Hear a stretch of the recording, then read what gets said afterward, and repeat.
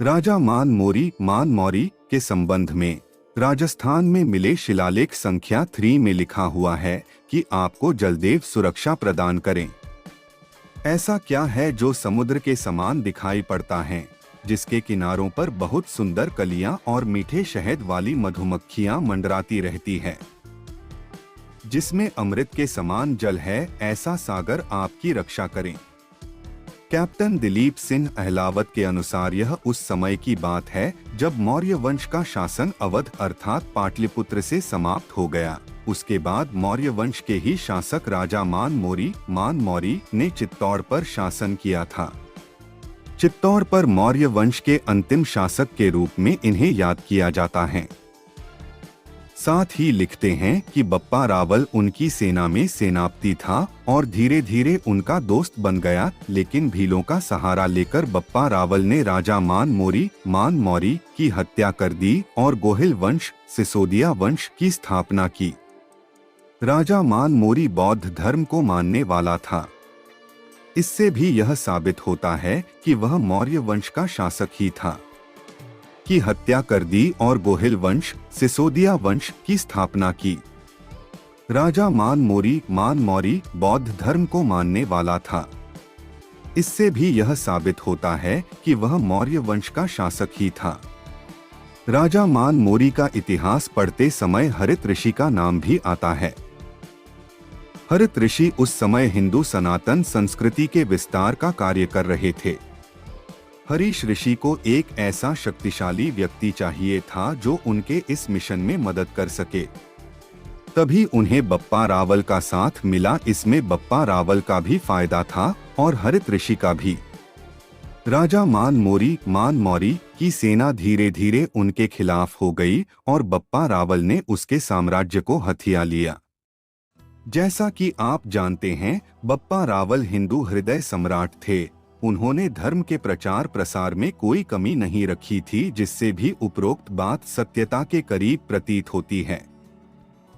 CV वैद्य ने इस घटना का वर्णन करते हुए लिखा कि बप्पा रावल उस समय राजा मान मौरी के यहाँ सामंत के रूप में कार्य करते थे। उदयपुर के समीप स्थित नागदा नामक राज्य पर बप्पा रावल राज करते थे। उस क्षेत्र के आसपास रहने वाले भील समुदाय के लोगों पर बप्पा रावल का प्रभुत्व था। साथ ही भील समुदाय भी उनका मुख्य सहयोगी माना जाता था। ऐसा कहा जाता है कि भीलों की सहायता से ही बप्पा रावल ने अरबी आक्रमणों का सामना किया था। 740 ईस्वी के आसपास बप्पा रावल ने राजा मान मौरी से राज्य हड़प लिया था।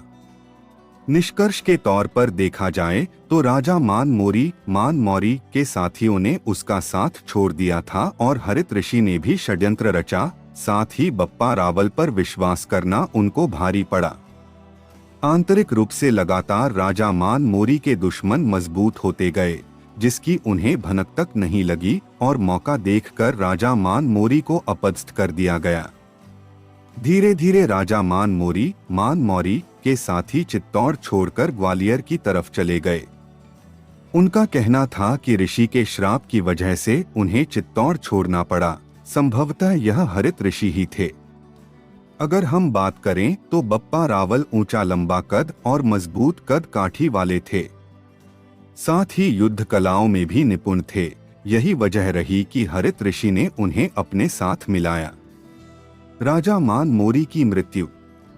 दुश्मनों के एक हो जाने के पश्चात कई प्रमाण मिले हैं कि 738 ईस्वी तक राजा मान मौरी ने चित्तौड़ पर शासन किया था, लेकिन उसके पश्चात बप्पा रावल ने उनकी हत्या कर दी।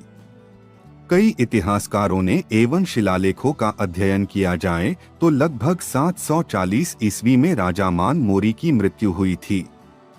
राजा मान मौरी के इतिहास को प्रमाणित करते लेख ठाकुर देशराज जी लिखते हैं, राजा मान मौरी का चित्तौड़ में शासन था। श्री राव बहादुर चिंतामणि विनायक वैद्य, हिंदू भारत का उत्कर्ष के लेखक, राजा मान मौरी से बप्पा रावल ने चित्तौड़ अपने कब्जे में लिया था।